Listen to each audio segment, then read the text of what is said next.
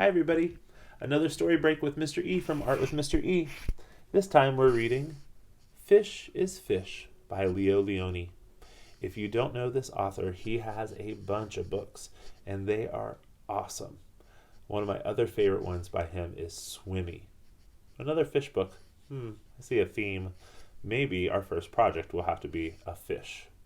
Alright, let's read the story. Fish is Fish by Lionni.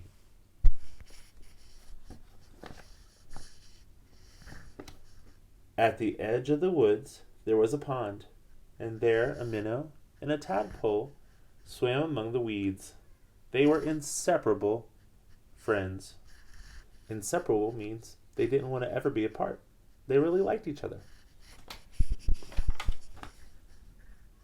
One morning, the tadpole discovered that during the night he had grown 2 little legs.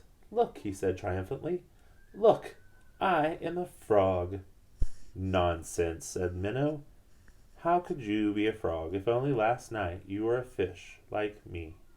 They argued and argued until finally the tadpole said, "Frogs are frogs and fish are fish. That is that." In the weeks that followed, the tadpole grew tiny front legs, and his tail got smaller and smaller.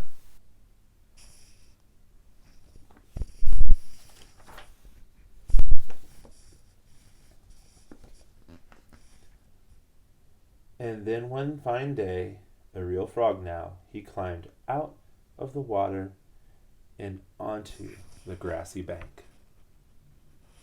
Fish does not look too happy. You think maybe he was sad that his friend was leaving?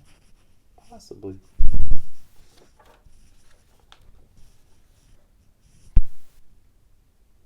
The minnow, too, had grown and had become a full-fledged fish. He often wondered where his 4-footed friend had gone, but the days and the weeks went by, and the frog did not return.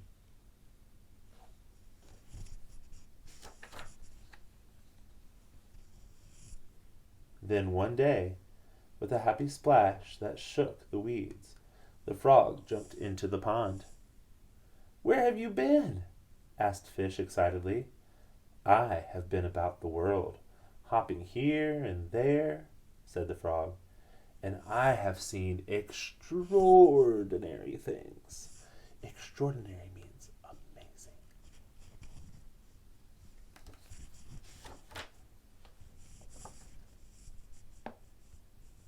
"Like what?" asked Fish.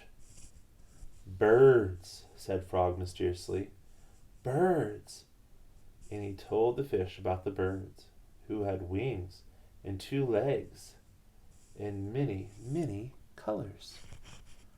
What do you guys think about those birds?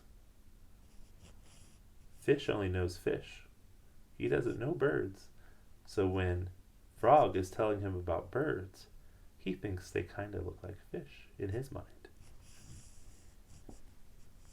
As Frog talked, the friend saw the birds fly through his mind like a large feathered fish. "What else?"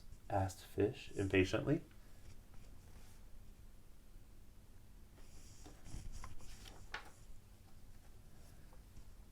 "Cows."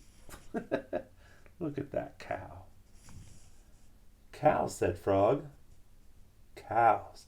They have 4 legs, horns, eat grass, and carry pink bags of milk." Oh my goodness.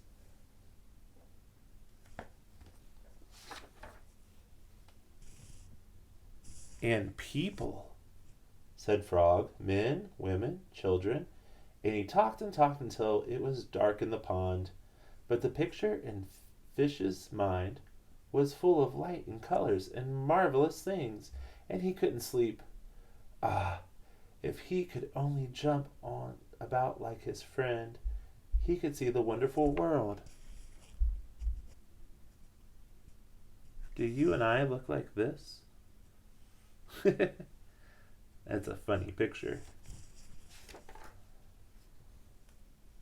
Wow.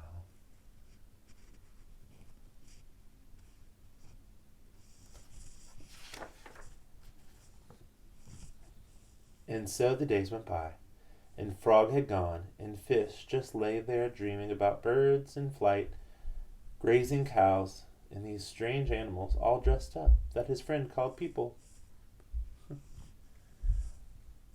One day he finally decided that come what may, he too must see them, and so with a mighty whack of his tail he jumped clear of the water onto the bank. Is that a good idea for Fish to go out of the water? I don't know. We better read and find out what happens.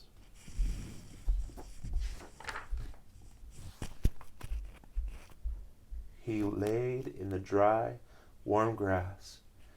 There he lay gasping for air, unable to breathe or to move. "Help!" he groaned feebly. "Help!" Oh no. What's going to happen? Luckily, the frog, his friend, had been hunting butterflies nearby, saw him, and with all his strength pushed him back into the pond.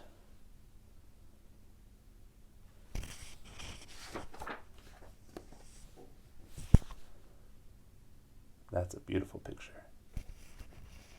Still stunned, the fish floated about for an instant.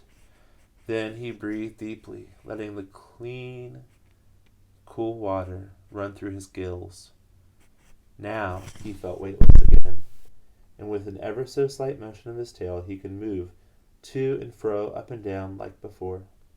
The sun rays reached down into the weeds and gently shifted patches of luminous color.